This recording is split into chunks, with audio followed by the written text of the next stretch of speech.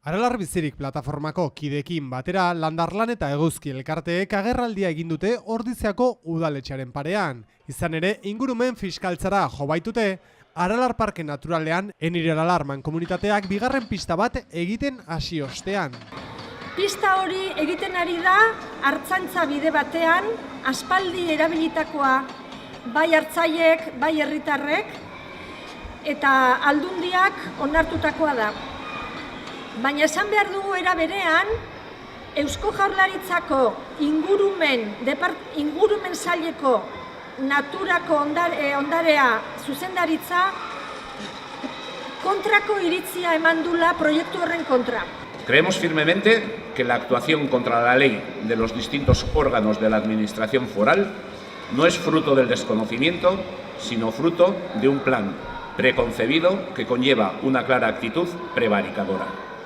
Baina perbarikazioaz gain, ustezko delitu ekologikoa lurralde antolaketaren kontrakoa ere egotzi diete proiektuaren bultzatzaileei. Salaketa hau sartu dugu Enirio Aralar mankomunitateko ordezkarien kontra, hauek uztailaren 30ean, ezohiko batzarrean eta gainera presazkoan proiektu hori onartu zutelako. Eta gainera presidenteari eman ziotelako gaitasuna kontratazioak egiteko. Horrez gain, arrazoi berdinengatik salatu ditugu Gipuzkoako Foru Aldundiko ordezkari hauek.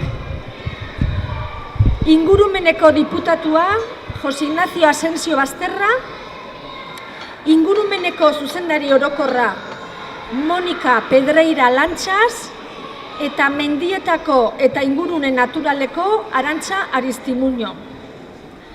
Ez gara geratuko pista proiektu hauek gelditu arte, eta etengabe eskatzen dugu proiektu hauek gelditu eta sektore guztien ahotsa kontutan hartzea. Landarlan eta Eguzki elkarteetako kideek arrazoi ezberdinak jarri zituzten gainean, salaketaren inguruko azalpenak ematerako garaian. Estas obras son una clara vulneración de la Ley de Evaluación Ambiental. Halaber, gaineratu dute, pistaren eraikuntzak kalte konponezinak eragingo lituzkeela Aralargo ondare arkeologikoan. Eta baita, eragin ezkorra izango lukeela babestutako 24 landare eta 60 animalia espezirengan ere. Plan global bat dago eta egiten ari direna da zatitzen.